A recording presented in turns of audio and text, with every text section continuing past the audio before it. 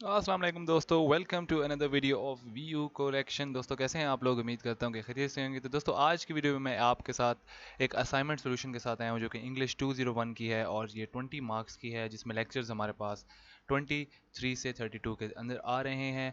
अगर आपने ये पढ़े हैं तो आपके लिए बहुत आसान होगी। अगर आपने नहीं पढ़ा तो जनरल नॉलेज अगर आपके पास है तो आप इससे कर सकते हैं, और अगर आपको गूगल अच्छे से यूज़ करना आता है तो आप वो भी उस तरह से भी कर सकते हैं। तो इस सोल्यूशन को बनाने में बिल्कुल कोई ज़्यादा टाइम नहीं लगेगा, 5 से 10 मिनट लगेंगे।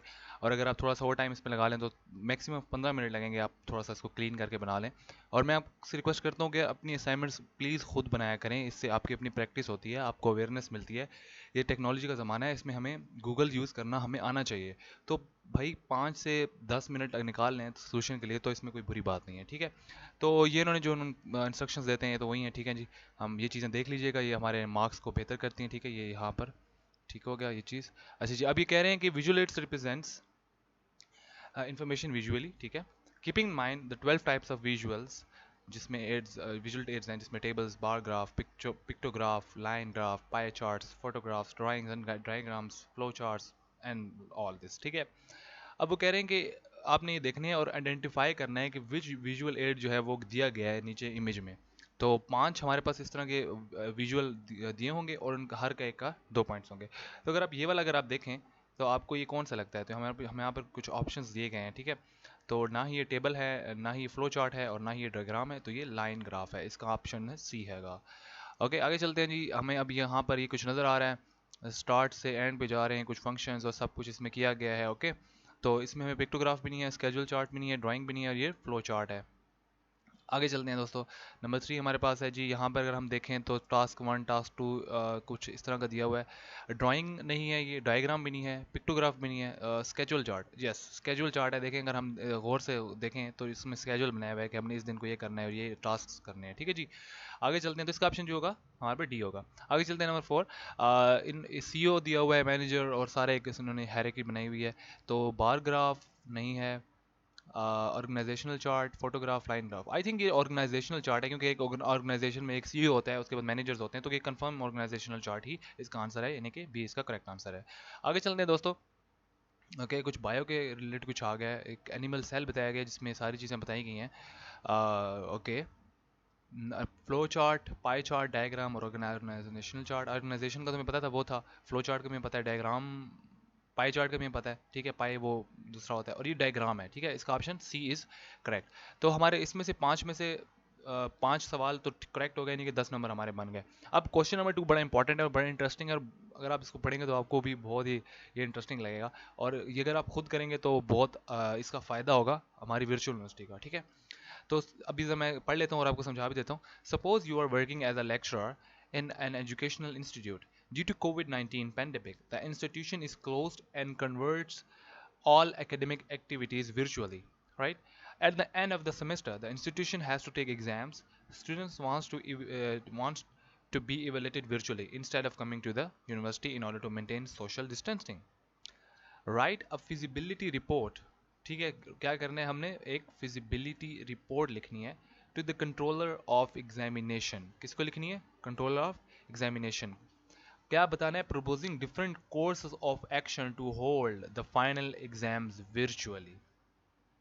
अब हमारी वर्चुअल यूनिवर्सिटी चाहती है कि एग्ज़ाम जो हों वर्चुअल हों, वर्चुअली हों, और उनमें क्या इंप्रूवमेंट्स लेके आई जा सकती हैं। तो वर्चुअली जो पहले जिस तरह से हमारे मिड टर्म्स हुए हैं, आई थिंक वो बेस्ट तरीका है, मगर बहुत उसमें भी इश्यूज़ हैं। तो अब आपने आपने एक फिजिबिलिटी रिपोर्ट लिखनी है, राइट। किसको लिखनी है? कंट्रोल एग्जामिनेशन को।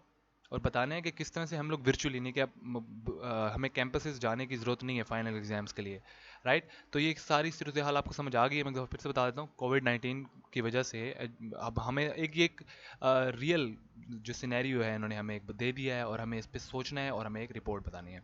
तो सबसे पहले हमें, अगर आपने लेक्चर्स पढ़े होंगे तो आपको फिजिबल रिपोर्ट का पता होगा क्या होती है। बट अगर नहीं पता तो टेंशन नहीं लेनी, यहाँ पर आपने गूगल में लिखना है how to write a feasible report, ठीक है। और यहाँ पर हम हैंडआउट से भी देख लेते हैं, इन्होंने बताया हुआ है कि फिजिबिलिटी रिपोर्ट क्या होती है। A person should prepare the feasibility report about the business to be started.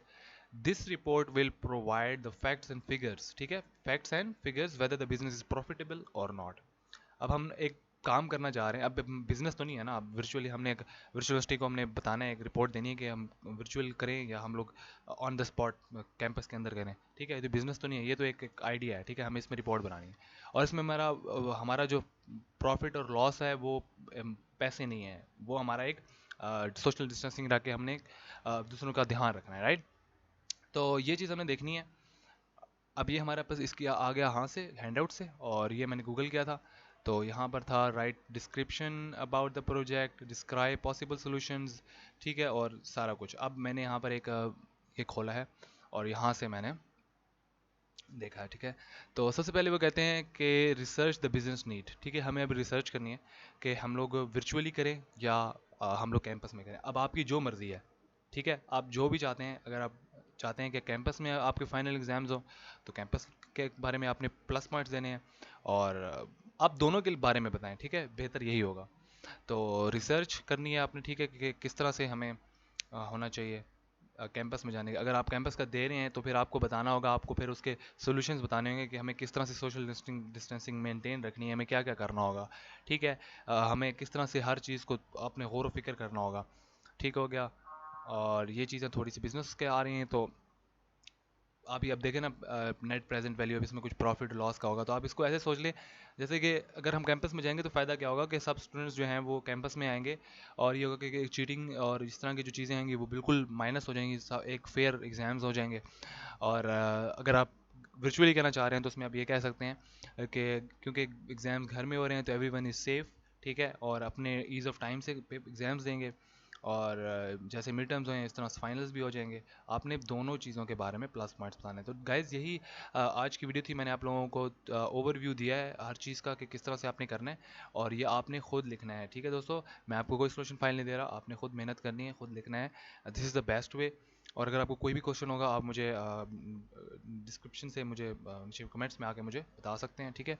आपको मैं इंशाल्लाह गाइड कर दूंगा। तो इसी से वीडियो को ख़त्म करें दोस्तों। अगर आपको वीडियो अच्छी लगी है तो यार मेरे चैनल को सब्सक्राइब कर दो, इस तरह की इंटरेस्टिंग वीडियोज़ मैं लेकर आता रहूँगा विदाउट सोल्यूशंस फाइल, ठीक है। सोल्यूशन फाइल नहीं होगी बट आइडिया ज़रूर दे दूँगा। तो इसी से वीडियो को ख़त्म करते हैं। अल्लाह हाफिज़, नासिर।